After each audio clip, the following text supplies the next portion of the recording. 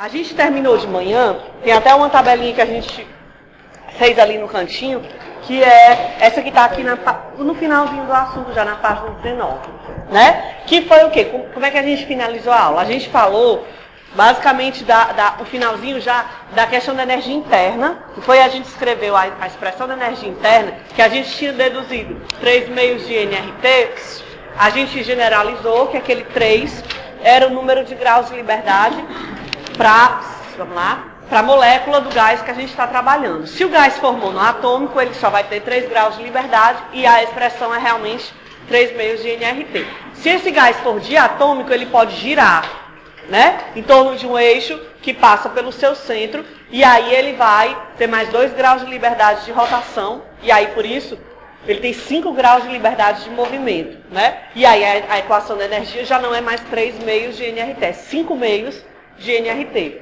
E se ele for poliatômico, ele tem 3 graus de liberdade de rotação e 3 graus de liberdade de translação. A gente montou uma tabelinha ali e tudo mais, né? A gente falou também de 2 processos termodinâmicos que são bem importantes, que é o processo, vamos lá, isovolumétrico.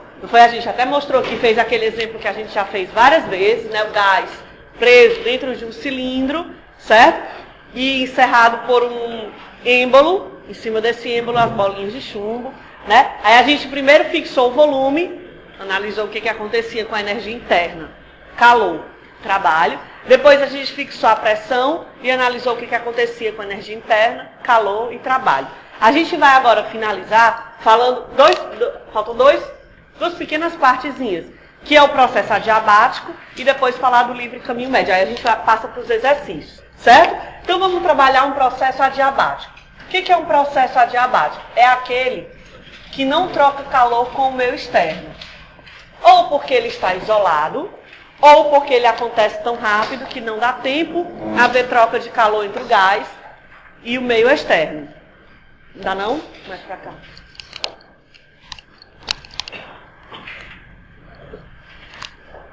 Aqui dá?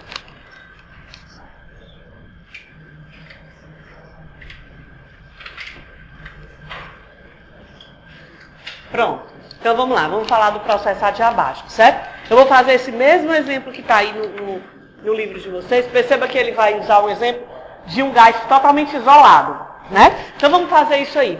Vamos colocar o gás, um gás ideal qualquer, dentro de um recipiente que contém, aliás, que é fechado por um êmbolo, certo? Móvel, vamos lá. E esse recipiente, esse cilindro, ele é termicamente isolado.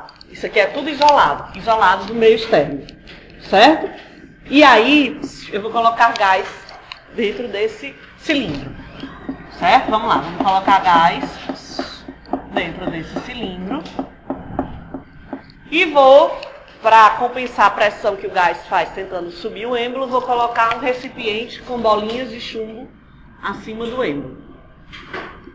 Certo? Aí vamos analisar o que acontece. Bom, se esse processo é adiabático, tanto faz se é uma expansão ou uma compressão. Tudo que eu falar para expansão serve também para compressão. Certo? Se for acho que ele faz uma expansão. Vamos fazer uma expansão também, uma expansão adiabática. Ou seja, o gás vai mudar de volume, com certeza, porque isso é uma expansão. Pode mudar de pressão, pode mudar de temperatura. Certo? Vamos colocar isso aqui. O estado inicial do gás, ele teria uma pressão PI, um volume VI e uma temperatura TI. Isso é o estado inicial do gás. Inicial.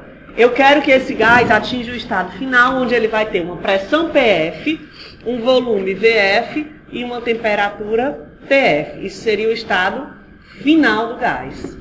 A única coisa que eu garanto, a princípio, se o processo é adiabático, o que eu posso já afirmar? O que é um processo adiabático? Dos parâmetros que a gente conhece, o que eu posso dizer? Q é zero. Não troca calor com o meio externo, né? Então, Q é igual a zero. Isso já dá para você uma noção. Na verdade, em todos os processos que a gente for estudar, os processos termodinâmicos, você vai precisar usar a primeira lei da termodinâmica, né? Então, vamos logo escrever a primeira lei aqui, que diz o quê? Variação da energia interna é igual a calor menos o trabalho. O que eu já posso garantir? Que Q é igual a zero, porque o processo é adiabático, né? Ó, Q é igual a zero, e o processo é adiabático, certo? Então eu vou dizer que a variação da energia interna é igual ao negativo do trabalho, certo?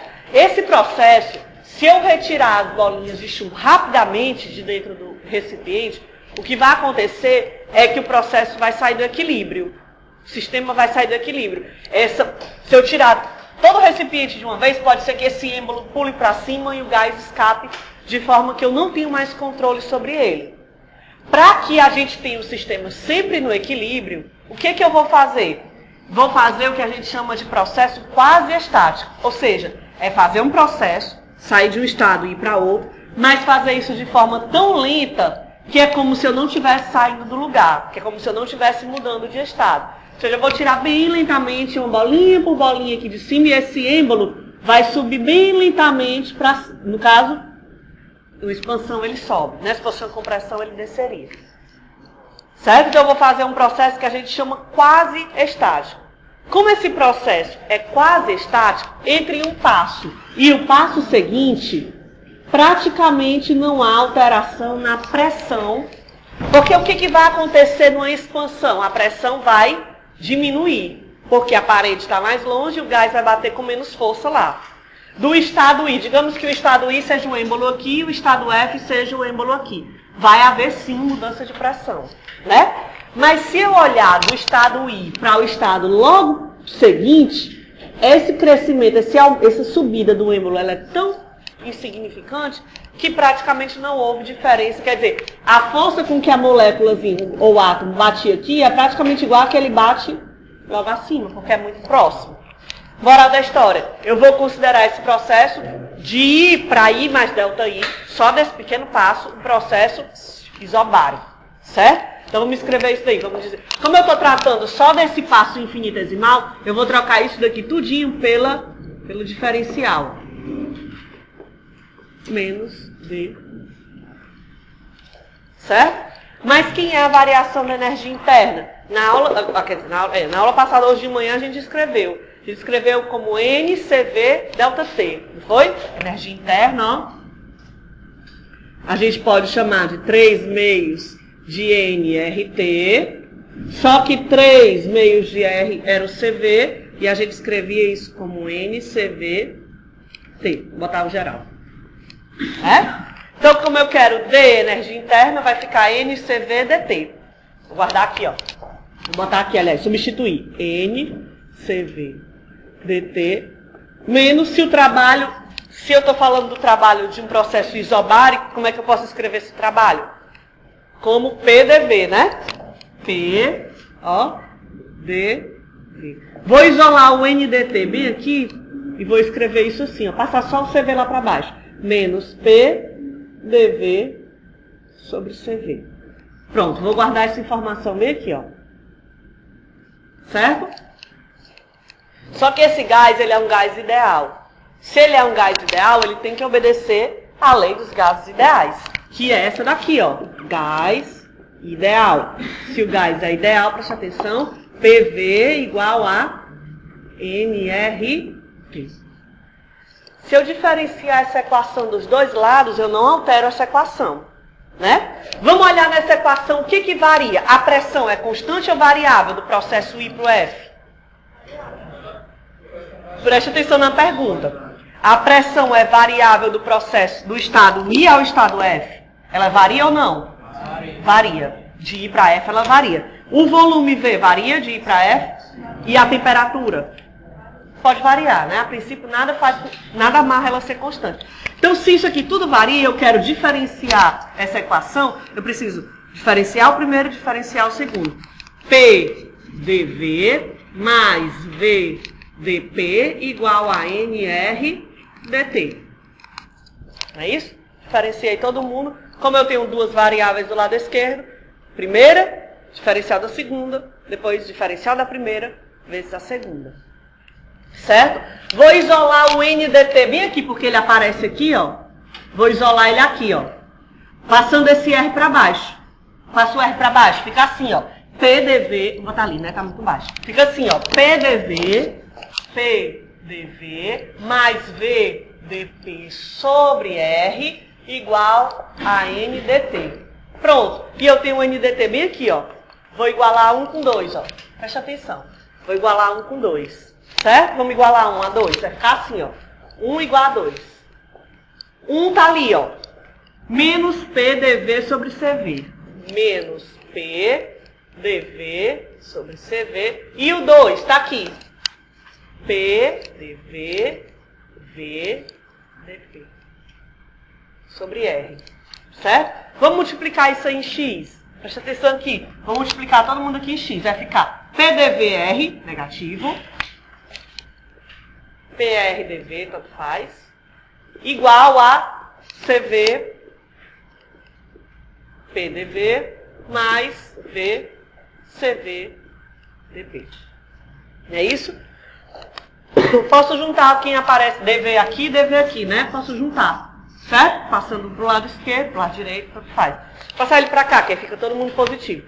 Fica assim, ó. VCV dV mais P. Vou botar em evidência, ó. CV mais. Posso até botar o P logo em evidência também, né?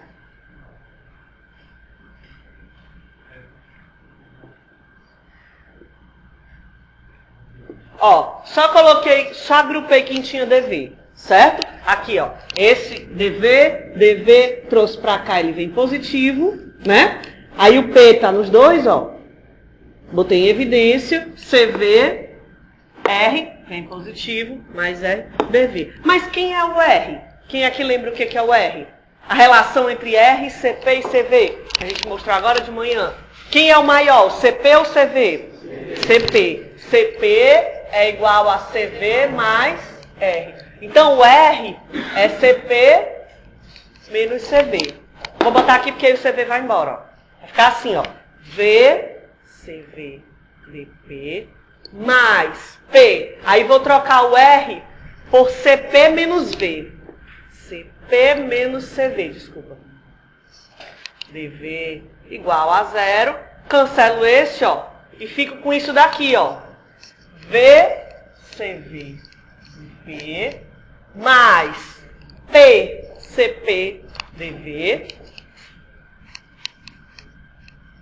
igual a 0. Certo? Aí aqui, você diz, tudo bem, essa equação aí, o que eu vou fazer com ela? Bom, a gente vai fazer multiplicar, vai fazer uma coisa que não vai alterar essa equação, mas vai ajudar a gente a obter uma relação super importante para um processo adiabático.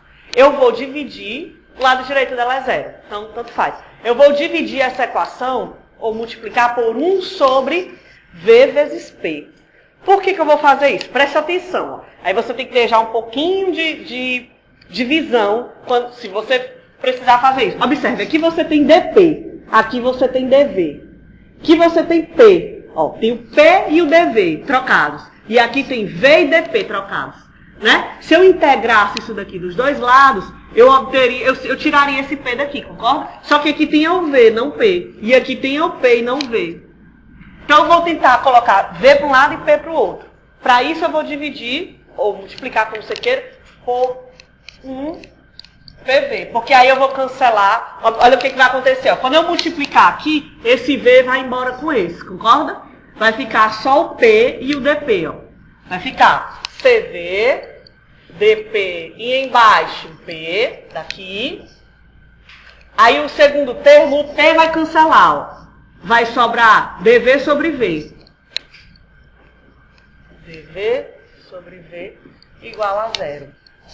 Certo? Como o CP é maior que o CV, só para ficar com a nomenclatura parecida, quer dizer, igual a dos livros que a gente usa, eu vou colocar esse CP aqui para baixo. Não precisaria, poderia deixar assim, mas como os livros fazem assim, vamos dividir todo mundo por CV.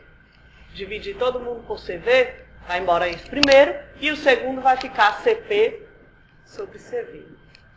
Igual a 0. Essa relação CP sobre CV é maior que 1, né? E a gente vai chamá-la de gama. Certo? Só para não ficar arrastando esse CP sobre CV. A gente vai chamar isso aqui de gama, ó, onde o gama é CP sobre CV. Então eu vou reescrever isso aí só trocando por gama. Preste atenção. Fica assim, ó.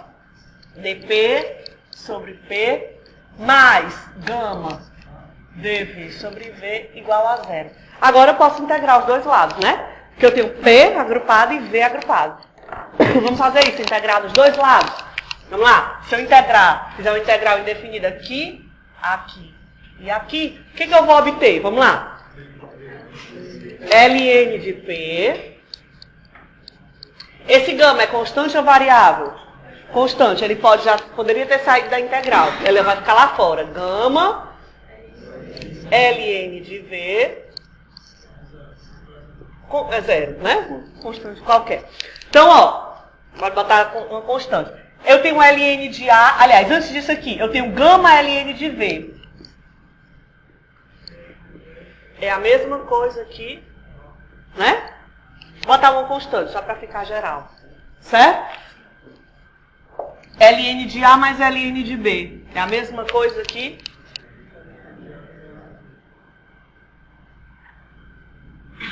Ou seja, aliás, eu vou deixar o zero para tirar agora só o que está dentro. Pronto. De qualquer forma, né? Está correto. Isso significa o quê? Se o Ln é igual a zero, significa que isso aqui de dentro é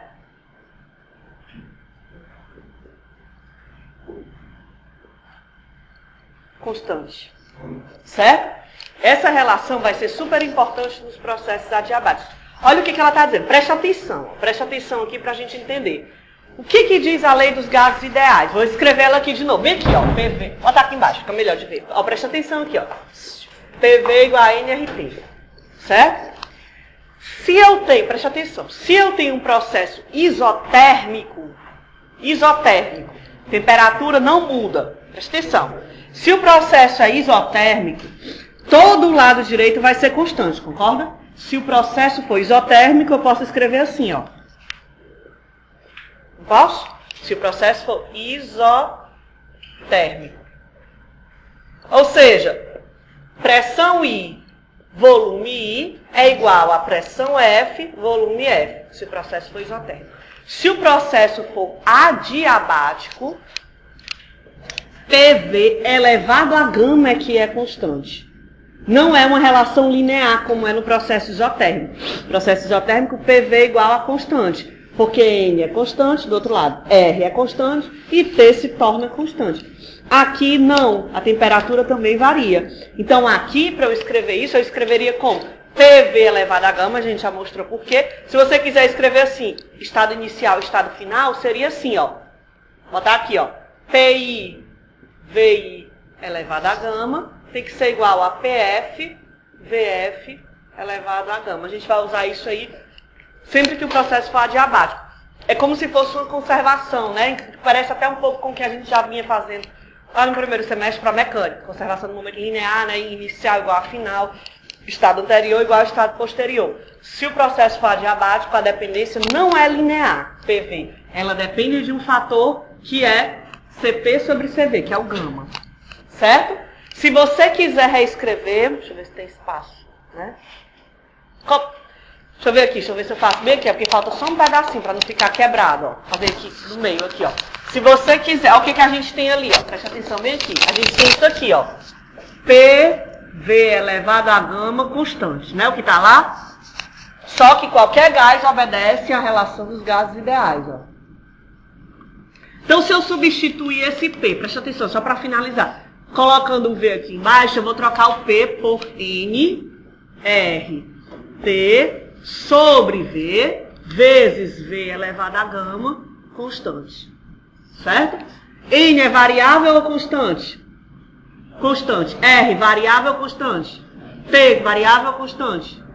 Pode variar. Então, eu não posso levar ele para o outro lado. Vou levar só o N e o R. Vai ficar aqui quem? T, vezes V elevado a gama menos 1, igual a constante. Ou seja, é uma outra relação que às vezes pode ser importante também você usar.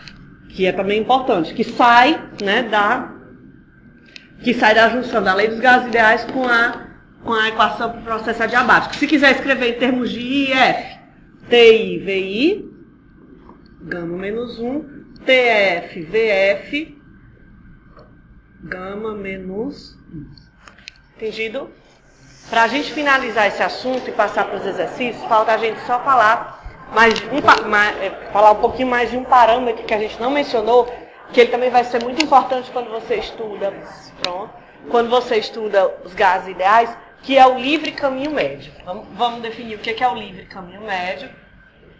A gente não vai demonstrar a equação toda porque exige uma matemática um pouquinho mais complexa. Então a gente vai demonstrar uma parte dela e justificar o que aparece além do que a gente demonstrar. Então o que é o livre caminho médio? Vamos lá. O nome meio que já explica. Vamos voltar à nossa ideia de que um gás é formado por átomos como se fossem bolinhas de tênis, certo? Então imagine aqui, essa sala é o recipiente, você tem N bolinhas de tênis aqui sendo lançadas, cada uma em direção aleatória. Então, você sabe que essas bolinhas vão provavelmente bater em algum momento contra as paredes do recipiente, né, porque o recipiente é finito, e existe também a probabilidade das bolinhas se chocarem uma contra as outras. Choque átomo-átomo. Né? Quanto mais baixa for a concentração do gás, menos provável é essa colisão. Mas se você tiver um gás com uma concentração razoável, pode haver colisão átomo-átomo. Como é que a gente define o livre caminho médio? É a distância média, por isso que tem o nome médio, né? Percorrida por um átomo entre uma colisão e a colisão consecutiva, a próxima colisão.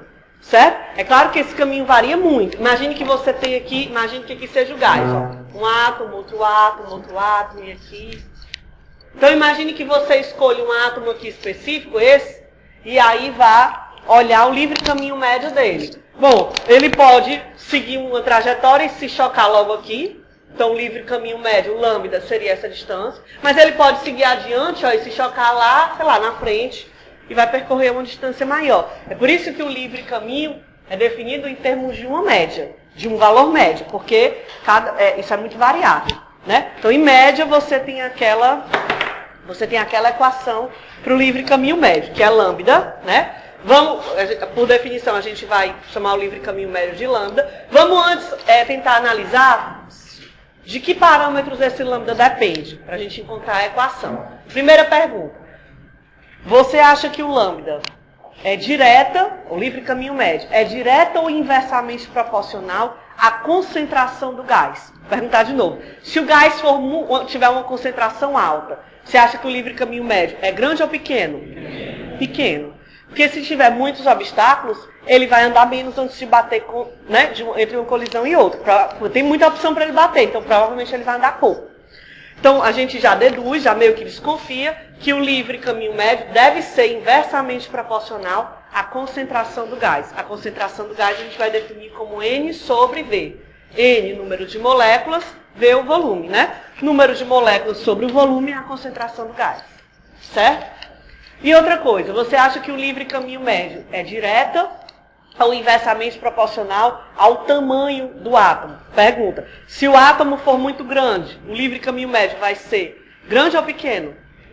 Pequeno, né? Porque se você aumenta a área efetiva do choque, vai ser mais provável o choque acontecer e ele vai andar menos, né? Se você tiver, é como se a gente pegar aqui duas bolas de plástico, aquelas grandonas, e jogar, a chance de acertar uma contra a outra é maior que se você pegar duas bolinhas de tênis de mesa. Né? Então o L também deve ser inversamente proporcional ao tamanho, no caso a área efetiva do átomo. Né? Então inversamente proporcional ao quadrado do diâmetro. No caso, se eu olhar isso como uma esfera, que é o que a gente vai imaginar, a área efetiva é a área de um círculo, πr ao quadrado, né? A gente vai definir em termos do diâmetro, πd ao quadrado, certo? Que o livro define assim. Vou já mostrar por quê. Então, na verdade, o livre caminho médio, ele depende de fato desses dois.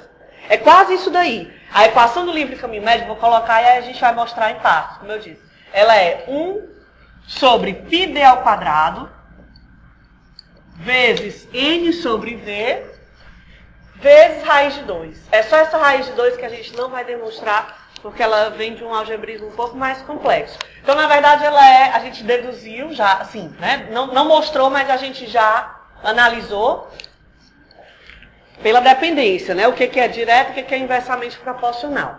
Vamos fazer a demonstração dessa parte aqui da direita, né? Exceto pelo raiz de 2.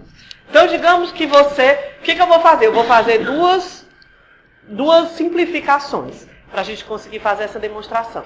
A primeira delas é que eu vou parar, porque você tem N átomos e todos estão se movendo, né?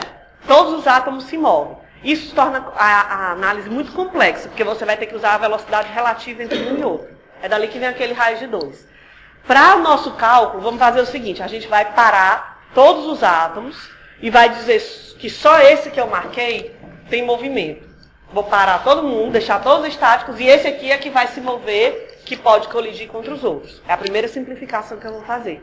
E a segunda, imagine que um átomo desse, vou desenhar ele aqui maior, tem diâmetro D. Certo? Aí você tem outro átomo igual, que vai se chocar contra ele, que também tem diâmetro D. Qual é a distância mínima entre os centros de massa desses átomos para que haja colisão? D. A soma de cada raio, né? Porque se houve a colisão, eles estão juntos. Superfície colada com a outra. Então, o raio de um mais o raio de outro é a distância mínima entre os centros de massa, que é o diâmetro, né? Só que aí, de novo, você vai ter que lidar com o movimento de uma coisa que tem dimensão. Não é legal. Você vai ter que se preocupar com o centro de massa e tudo isso. Como é que a gente vai driblar esse problema? Eu vou dizer que o choque, isso aqui é o mesmo efeito que eu dizer que um átomo tem diâmetro 2D e o outro é um ponto. Concorda? Porque a distância entre eles, entre os centros, vai ser quem? O mesmo D. Certo? Então eu vou fazer essas duas simplificações. A primeira, eu vou parar todos os átomos e mover só um. E a segunda, vou trabalhar com ponto. E vou dizer que o alvo tem o dobro do diâmetro de um dos átomos. Certo? Aí vamos lá. Bom, então esse átomo vai bater aqui. Certo? Depois que ele bater aqui, ele vai lá pra frente e se choca com outro. E depois vai e vai. Então ele vai ter essa distância entre essa colisão que ele teve aqui e a próxima, digamos, vou desenhar isso aqui de volta. Isso é de um tamanho um pouquinho menor. Está aqui o átomo, o 2D. Está aqui o pequenininho que vai bater. E ele vai, digamos, colidir e vai vir aqui para trás. Vai percorrer essa distância aqui, ó.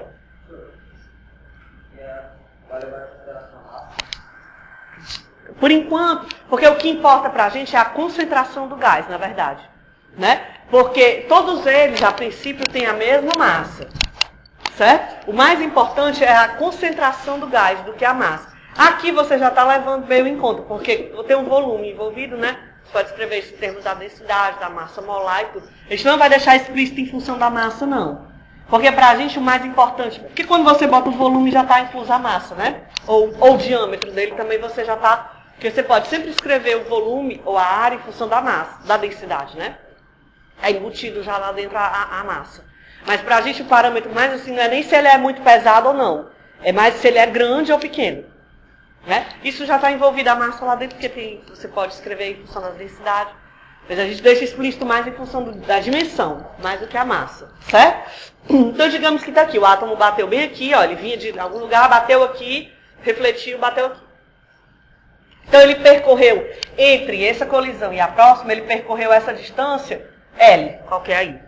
Certo? A gente vai considerar, a gente até já falou disso na aula passada, que não tem perda de energia no choque e que o movimento tem velocidade constante. Ele bate lá, bateu, só muda a direção, mantém o mesmo módulo da velocidade. Ele bate de novo, não perde energia.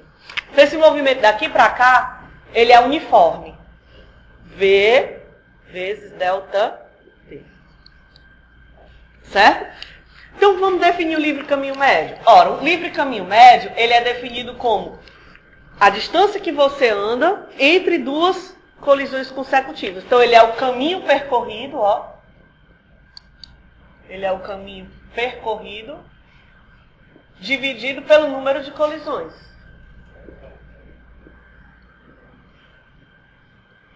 Esse é o livre caminho médio. Vamos substituir. Quem é o caminho percorrido? Quanto que ele vai andar entre uma colisão e a seguinte? V delta T. V delta T. Opa. V delta T. E quantas colisões eu vou ter em média? Pensa um pouquinho. Esse gás tem N átomos, ou moléculas, Nzão. Quantas colisões em média eu vou ter? Quantas? Imagine, eu tenho 10 obstáculos, né? Então, em média, quantas colisões possíveis eu vou ter? 10. Tenho 10 possibilidades de bater contra aquele, né? Contra os obstáculos que estão lá, já que eu tenho 10 obstáculos. Só que esse número aqui, ó, é da ordem de 10 a 23, muito grande, né? Então, eu tenho mais ou menos o mesmo número de moléculas, deve ser o número de colisões. Só que ali não aparece o número de moléculas, aparece a concentração. O que é a concentração? Preste atenção, está finalizando. É o número de moléculas sobre o volume. Então, se eu quiser só o número de moléculas, o que eu preciso fazer? Multiplicar por um volume, para cancelar aquele de baixo, concorda? Aí, o que eu vou fazer? N sobre V vezes um volume. Que volume é esse? Vou botar aqui por enquanto. Vamos substituir. Lambda é igual V delta V, V delta T, N sobre V. Que volume é esse? Olha para a situação lá, olha para a figurinha que eu coloquei. Porque aqui não tá desenhado em perspectiva, mas tá aqui a colisão, a primeira, tá aqui a segunda, ó. Certo? Eu posso imaginar que esse átomo daqui para cá, ou independente de como seja a colisão, é uma linha reta, porque por definição, o livre caminho médio é a colisão, é o caminho entre duas colisões consecutivas. Então ele vai percorrer uma reta, né?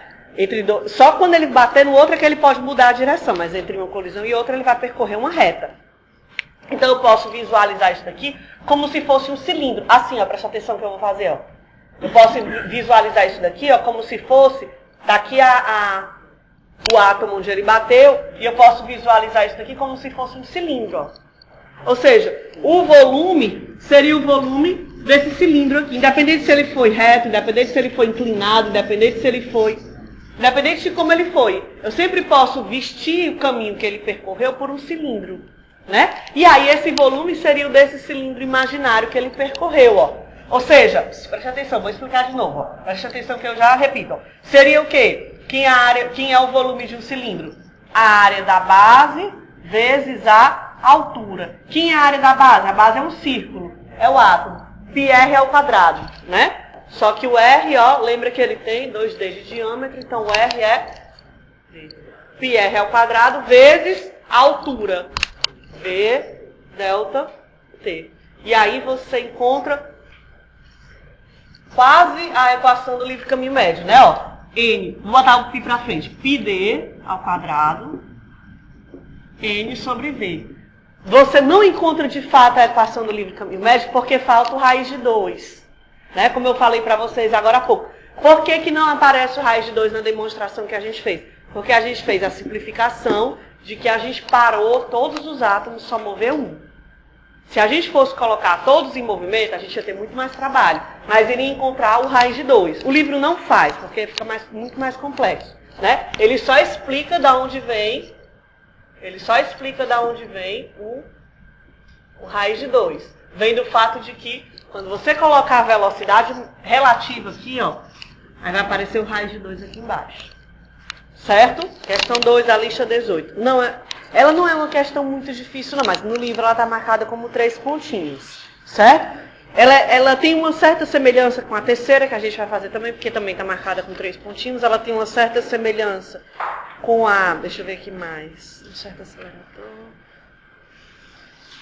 Deixa eu ver aqui se ela tem... Se ela se assemelha a mais alguns. Não. Deixa eu ver aqui. Lembra um pouco a 14.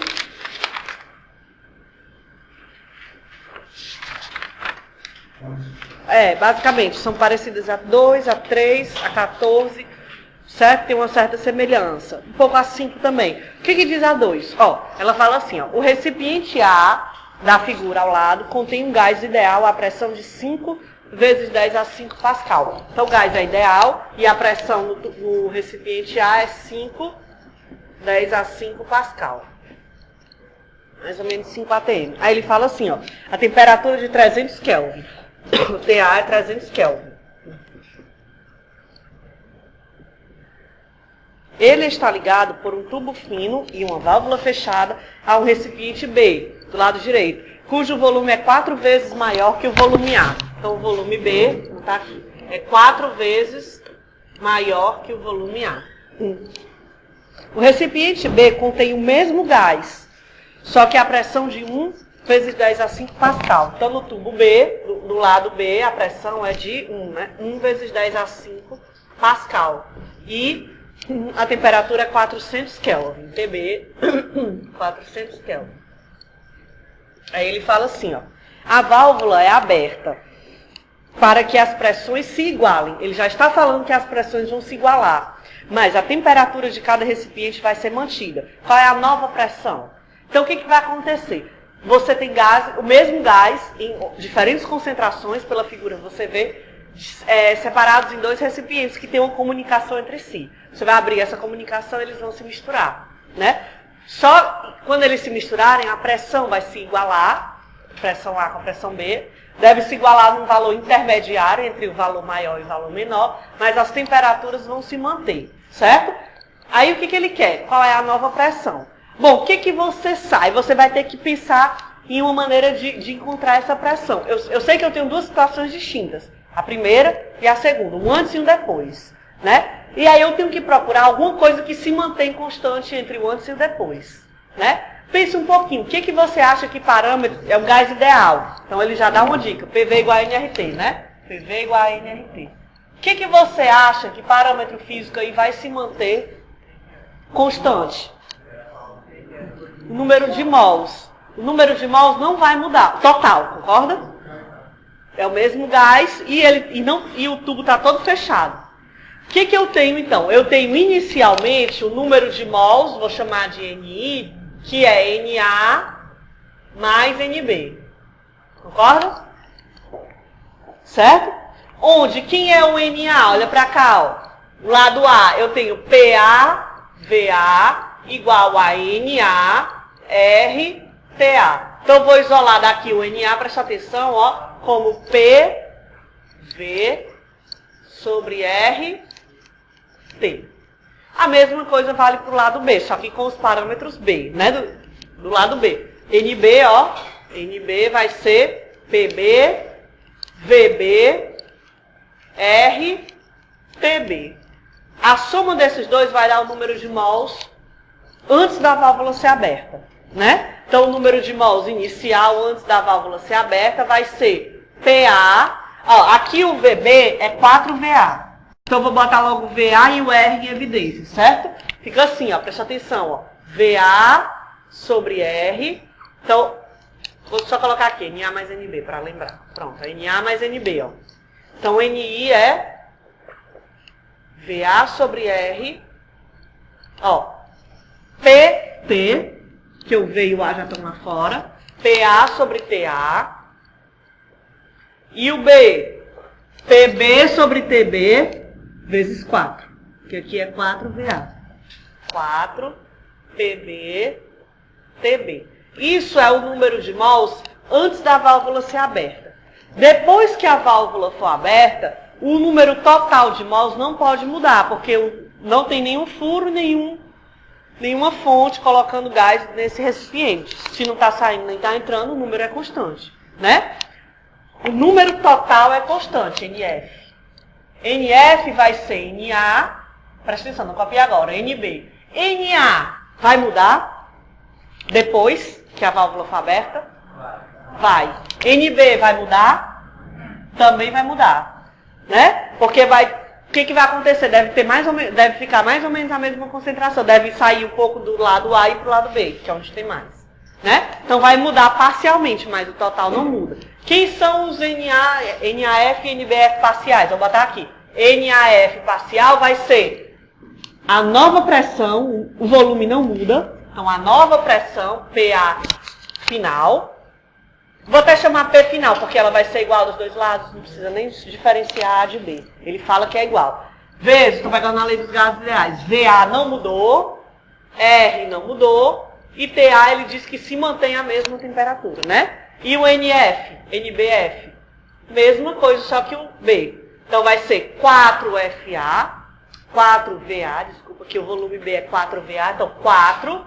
A pressão fica igual, a temperatura é que se mantém a dele, TB. A soma disso daqui é o N final, que é igual ao N inicial. Então, o N final vai ser... Vou botar o V, P, o F, P, o V e o R em evidência, né? Ó, P, V, R em evidência. Aí vai ficar 1 sobre TA mais 4 sobre TB. O que eu posso fazer agora? Igualar. Igualar quem? Esse aqui, ó, 1 com esse aqui, ó, 2. Não é isso? Porque o número de mols total não muda, porque o gás está fechado no recipiente. Então, NI, ó, igual a NF. Quem é o NI? Tá lá, VA sobre R, PA, TA, 4 PB, TB,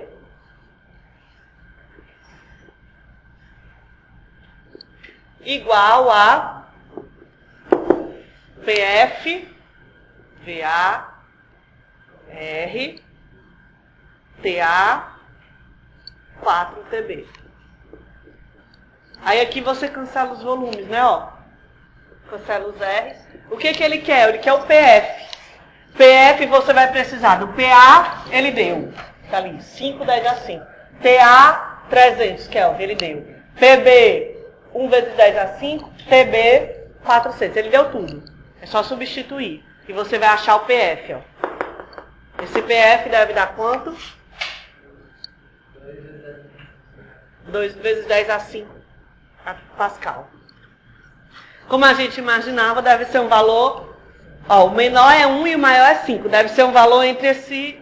Já que elas vai haver um equilíbrio, então deve ser um valor intermediário, né? Certo? Ok? A terceira diz assim, ó. Uma bolha de ar...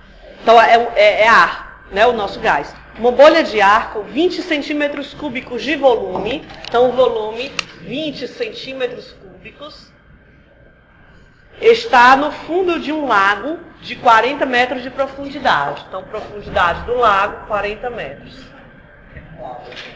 Conserta aí. Onde a temperatura é 4 graus Celsius. Então, lá embaixo, a temperatura da água é 4 graus Celsius. 4 graus Celsius.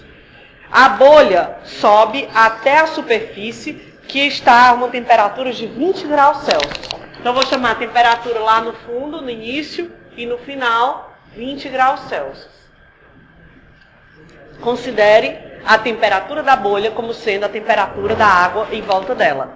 Qual é o volume da bolha no momento em que ela chega à superfície? Vamos pensar um pouquinho. A situação é essa. Está aqui o lago, né?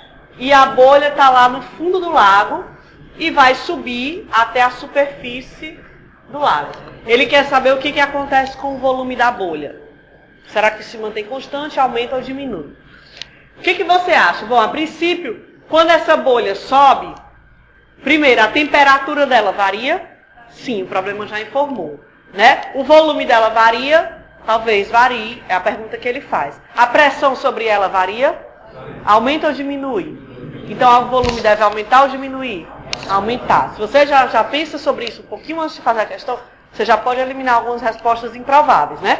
Então, ó, e ele é o gás ideal. Todos os gases que a gente vai trabalhar aqui são ideais, né? Então, PV igual a NRT, ó. PV igual a NRT. Essa bolha não vai estourar na subida. Então, o número de mols dela vai se manter constante.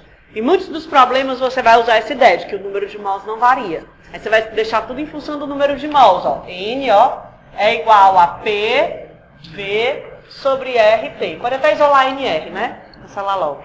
Então, na situação inicial, o NI, ó, NI é igual a PI, VI sobre RTI. A situação inicial é a bolha lá embaixo. Quem é a pressão sobre a bolha lá embaixo? É a pressão atmosférica mais a coluna de água acima dela. Então, P0 mais ρGH lá dos fluidos, né? Certo? Vezes o volume inicial que ele deu sobre R, temperatura inicial. Só que a temperatura inicial ele deu em Celsius, graus Celsius. E ela tem que ser em Kelvin. 277, né? E aqui 293. Cuidado, tem que ser em Kelvin. Aí você guarda aquela informação. No final, o que vai variar? O volume talvez mude, a temperatura ele já falou, e a pressão vai diminuir. Quem vai ser a pressão sobre a bolha aqui em cima? Só a atmosférica, né? Então, NF vai ser igual a pressão final, volume final, temperatura final, onde a pressão final é atmosférica. V final sobre RT final. Mas o número de mols não muda. NI igual a NF. Aí é só igualar, né? Ó, P0, ρ, G, H, VI sobre TI igual a P0, VF, PF. Ele quer VF. Você tem a pressão atmosférica, você vai usar uma ATM. Ou 1,01 vezes 10 a 5 Pascal, né? Densidade é a da água, 1000 kg por metro cúbico. A altura ele deu, G você sabe, e as temperaturas ele deu, tem que transformar para Kelvin. Certo? Não é uma questão realmente difícil, né? Apesar dele ter botado os 3 pontinhos, ela não é assim tão difícil, né? Como? Pressão ρ de H hidrostática. Depende. Se você usar aqui quilograma, metro cúbico, metro e metro, você vai encontrar o Pascal, que é Newton por metro. Que é quilograma. 1000 quilogramas por metro cúbico. Ou 1 grama centímetro cúbico. Aí você vai obter a pressão em ATM. Aí tudo bem.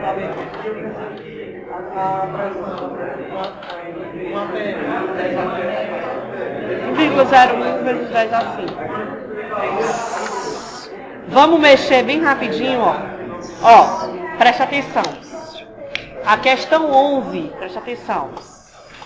A questão 11 da lista, item F. Pega aí, lista. Questão 11, item F. A resposta não está correta. Item F, questão 11, item F, o gabarito é mais 1,81 kJ. Perceba que o item E e o item F estão iguais. O item E é negativo mesmo. O item F é mais 1,1 kJ. Item F, questão 11, item F, é positiva a resposta. Questão 13 diz assim, ó. Um gás ideal, inicialmente a pressão P0, sofre uma expansão livre, vamos anotar os dados. 13, ó. Primeiro gás é ideal. Ele está a uma pressão P0 e vai sofrer o processo de expansão livre. Vou anotar aqui em cima. Ele vai sofrer uma expansão livre. Então, o volume deve aumentar, né, já que é uma expansão, até que o seu volume seja 3 vezes o volume inicial. Então, ele tinha uma pressão P0 e um volume V0. Esse volume V0 vai se tornar 3 vezes o volume inicial. Certo? A pressão deve mudar também. Não sei o que vai acontecer com ela. A princípio, se o volume cresce, a pressão diminui, decresce, né? Aí ele fala, qual é a nova pressão, qual é a razão entre a... Peraí, me perdi. Qual é a razão entre a nova pressão e P0? Certo? Então, preste atenção na informação que ele dá. Ele diz que isso é uma expansão livre. Se é uma expansão livre, o que você lembra? Primeiro, o trabalho realizado é 0. Apesar de que o volume cresce, mas o trabalho realizado é 0. Né? A expansão livre é um processo que acontece isolado termicamente. Então, o calor trocado com o meio é 0. Se você escrever a primeira lei da termodinâmica como Q menos W, se o trabalho é 0 e o calor é 0, a variação da energia interna é quanto? 0. Portanto, dos parâmetros macroscópicos que a gente tem, eu escrevi, né? PV igual a nRT. Dos parâmetros macroscópicos, PV e T, e tem algum deles que se mantém constante? Qual? Quem? Pressão, mantém constante ou varia? Varia. Volume? Varia. A temperatura? a temperatura é constante. Perceba que isso ele não informa, você tem que chegar a essa conclusão. Como é que a gente concluiu que a temperatura é constante? Porque é uma expansão livre, portanto a energia interna não varia. Aí aqui é certeza, se a energia interna se mantém constante é porque a temperatura não variou. E a volta também é verdadeira. Se a temperatura não varia, a energia interna se mantém constante. Porque a energia interna é diretamente proporcional à temperatura, né?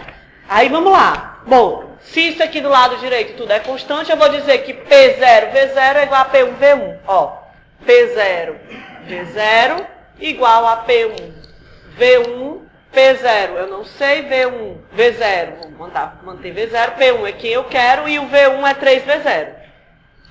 Então, ó, opa, P1 não. Nem P0, né? Cancelei demais. Pronto. Então, quem é P1? Quem é P1 é 1/3 da pressão original, né? É 1/3 da pressão original. E aí tá bem diferente, né? O gabarito do item A. Né? Tá 5 elevado a gama menos 1, né? Bem diferente, né? Então, tá bem diferente. Corrija aí, é P0 sobre 3. Vamos seguir. Letra B. Pronto. Em seguida, vamos lá. Em seguida, o gás sofre uma lenta compressão adiabática. Então, agora vai ser uma compressão adiabática. Então, o gás agora, ó, o estado inicial é o posterior, P1, né? Que ele saiu daqui e vai sofrer... Ele primeiro sofreu uma expansão livre. Então, agora, o primeiro gás era P0, V0. Se expandiu. Foi para P1, V1. Agora vai sofrer uma compressão, vou chamar de 2. Então o estado inicial é o 1 agora. P1, que é P0 sobre 3. E V1, que é 3V0. E ele vai para o estado 2. P2, V2. Vai sofrer uma compressão. Vamos ver se ele dá algum dado. V2, né? Vamos ver se ele dá algum dado. O gás sofre uma lenta, para que esteja em equilíbrio, uma lenta compressão adiabática até o volume inicial. Então, o V2 vai ser quem? V0. Até o volume inicial. V0. Cadê? Após a compressão, a pressão vai ser 3 elevado a 1/3 de P0.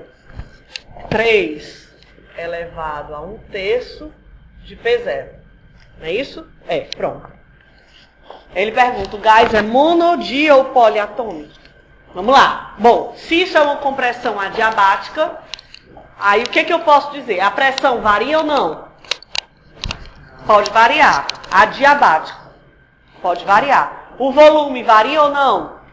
Vai variar porque é uma compressão. A temperatura varia ou não? Pode variar.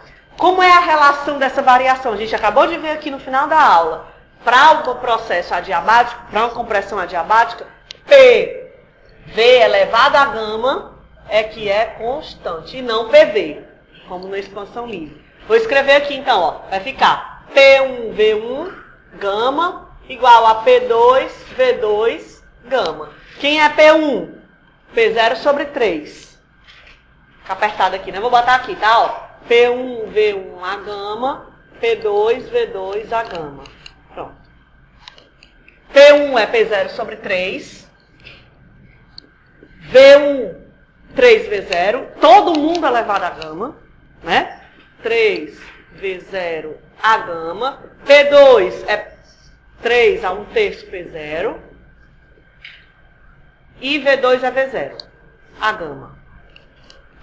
Não é isso? Aí vamos arrumar aí, ó. P0 vai embora com P0. V0 a gama com V0 a gama. O que foi que restou? 3 elevado a gama sobre 3. 3 elevado a gama menos 1. E aqui 3 elevado a 1/3. Ou seja, gama menos 1. Gama menos 1. Gama menos 1 é igual a 1/3. Então, quem é gama? 4/3. Aí você diz, mas professor, ele pergunta se o gás é mono, di ou poli. Só que quem é gama? Gama é CP, vou botar aqui, ó. Gama é CP sobre CV. Se ele é 4/3, é porque o CP é quanto? E o CV R, na verdade, né? Só porque o R cancelou. Qual é o gás que tem o CV3 e o CPR? CV3 e o CP4. É o poliatômico, né? Porque o monoatômico, como é o CP? 3 meios de R e o CV, 5 meios de R. Um diatômico, 5 meios e 7 meios. E um poli, 3 e 4. Então, que combinação? Tá errado também, é. A diatômico, se eu não me engano, né? É poliatômico, né? Poliatômico, certo? Corrige aí. Eu acho que, na verdade, eu troquei o gabarito. Esse gabarito devia ser de outra questão, porque... Tabelinha.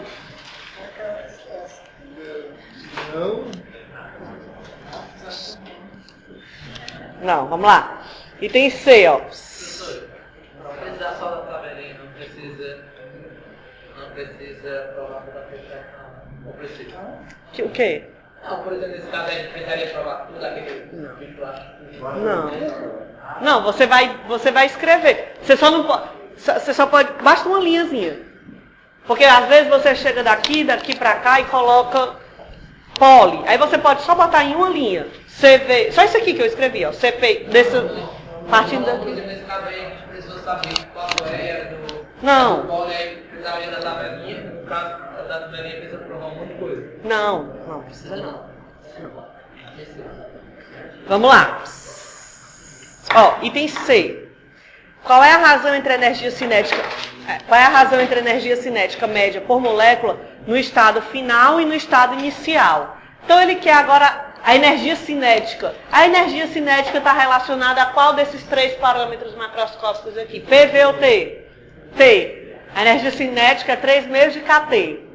Né? Ou F sobre 2 kT. Então está relacionado com a temperatura. Vou usar a equação do processo adiabático. Ao invés de usar PV, eu vou substituir aquilo que a gente fez no final daquela primeira parte dessa aula agora, já que foi escrever em função da temperatura. Vou apagar aqui, certo? Ó.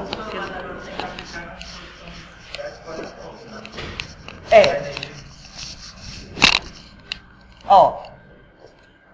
Vamos lá. O que eu vou dizer? Bom, eu estou lá no meu processo adiabático, né? Processo adiabático, PV, a gama é constante. Ou, vou relembrar aqui, ó. Mas você não precisa fazer isso não. Você já pode, ó. Se o PV é constante e o P é nRT sobre V, então aqui, ó, nRT sobre V, V, a gama, é constante. Então, T, tudo isso aqui é constante. Então, T, V, a gama menos 1 é constante. T, V, a gama menos 1 é constante. Aí você pode já partir daqui, né? Ou seja, T1, V1 elevado a gama menos 1 é igual a T... Na verdade, eu chamei 0 e 1, né? Vou botar aqui o 0. Eu acho que ele quer 1 e 2. 1 e 2, é. T2, V2. V2, gama menos 1. Aí vamos lá encontrar a relação entre as temperaturas. Se ela cresce, decresce, o que acontece? Até porque de 1 para 2 a temperatura não varia, né? Vai variar de 0 para 1. Eu chamei 0 porque... De 0 para 1 a temperatura não muda, a expansão livre. Ela vai mudar só de 1 para 2. Né? Então de 1 para 2. T1, quem é o V1? Tá lá ele, ó. É 3V0. 3V0, a gama menos 1. T2, quem é o V2? V0. V0, a gama menos 1. Então V0, gama menos 1. V0, gama menos 1, vai embora. Sobra então quem? Quem é a temperatura? Vou escrever aqui, ó. T1 vezes 3 elevado a gama menos 1 é igual a T2. Pronto, eu tenho uma relação entre as temperaturas. Então eu tenho uma relação entre as energias. Né? Aí aqui sim, você vai substituir o gama por quem? Por 4/3. Né? Quando você substituir aqui, ó, por 4/3, vai ficar T1, 3, 4/3 menos 1 igual a T2. Então, T2 vai ser igual a... Aqui, ó, vai dar o quê? 1/3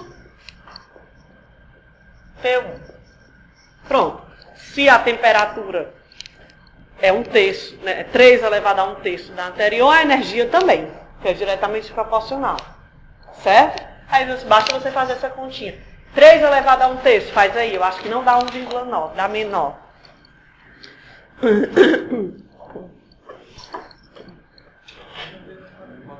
1,44, né? Então, o item C, a resposta é 1,44, não é 1,9. 1,44, né? 3 é elevado a 1/3 já, né?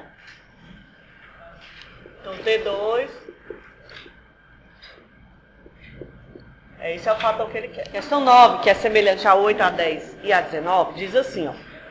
Suponha que 12 gramas de oxigênio, então a massa da amostra é 12 gramas, né? A massa da amostra é 12 gramas, isso é oxigênio, são aquecidos de 25 até 125 graus Celsius a pressão atmosférica constante.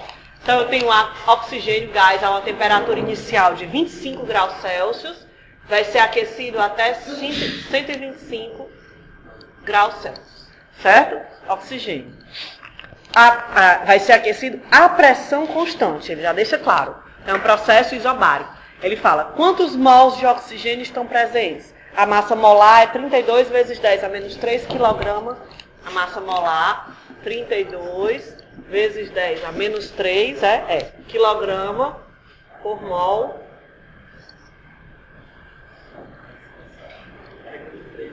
Por mol, tá errado aí, né? Tem um MO.L, é mol, né? Quilograma por mol, é a massa molar, certo? Então ele quer o número de mols. Ora, se eu tenho a massa da amostra e a massa molar, quem é o número de mols? É a massa da amostra sobre a massa molar, né? Ou seja, a massa daquela amostra pela massa de um mol. Então N, número de mols, vai ser a massa da amostra pela massa molar. 12 por 32, né? 12 vezes 10 a menos 3 kg, 32 vezes 10. Dá quanto isso daí? Hã? 375 mols. Pronto. Certo? O item A é tranquilo. Aí depois o item B. Quanta energia é transferida para o oxigênio como calor? Ele quer saber. Então houve aí um processo isobárico. E o oxigênio, o gás, recebeu calor. Ele quer saber quanto calor ele recebeu. Primeiro, esse calor, ou ele é o calor a volume constante, ou ele é calor a pressão constante. NCP delta T ou NCV delta T. Qual que a gente vai usar? Pressão constante ou volume constante? Pressão, porque ele falou que é isobárico, né? Então o item B, ó, ele quer saber o calor. Então o calor é do tipo NCP delta T, porque a pressão se mantém constante. Se fosse o volume constante, eu usaria CV delta T. Aí, vamos lá. O número de mols você achou aqui, ó. O delta T você tem. E o CP você tem? É oxigênio. Se é oxigênio, é uma molécula diatômica. Se é uma molécula diatômica, quem vai ser o CP? Vai ser o CV mais o R. E o CV é 5 meios. Então vai ser 7 meios, ó. Vou botar logo 7 meios na frente. 7 meios de R vezes N vezes delta T. Aí você substitui o N que você achou, o R que é dado e o delta T que é 100, que é o mesmo Kelvin, né? Mesma variação de temperatura. Aí você vai achar que esse calor é 1,0907 10 a 3 joules.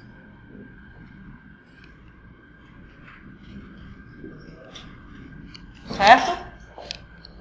E, finalmente, o item C.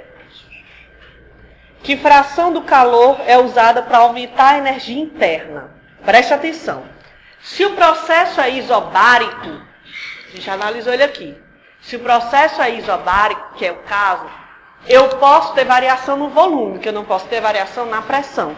Se eu posso ter variação no volume, pela primeira lei da termodinâmica, variação da energia interna é Q menos W.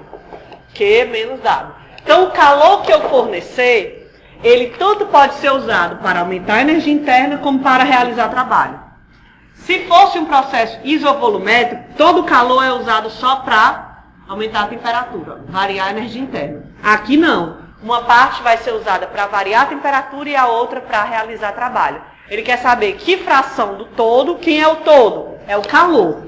Ele que é a energia cedida. No caso, recebida pelo gás, cedida pelo sistema. Quanto desse todo vai ser usado para aumentar a temperatura? E aí também você pode descobrir quanto do todo é usado para realizar trabalho. O todo você já tem, que é o calor aqui, ó. Ele quer saber quantos por cento desse total vai ser usado para a energia interna. É só saber quanto que eu vou precisar para aumentar a energia interna. Ora, a energia interna, a variação da energia interna é, independente do processo, N CV delta T. O CV para um gás diatômico é 5 meios de R. 5 meios de NR delta T. Então pronto, aqui é só você fazer uma relação, né? Se 7 meios é o todo, 5 meios é quantos por cento desse todo, né? É só fazer uma regrinha de 3. Porque todo o resto é igual, NRT, NRT, ó. Né? Aí você faz uma relação e vai descobrir que é quantos por cento? Quase 70. 71,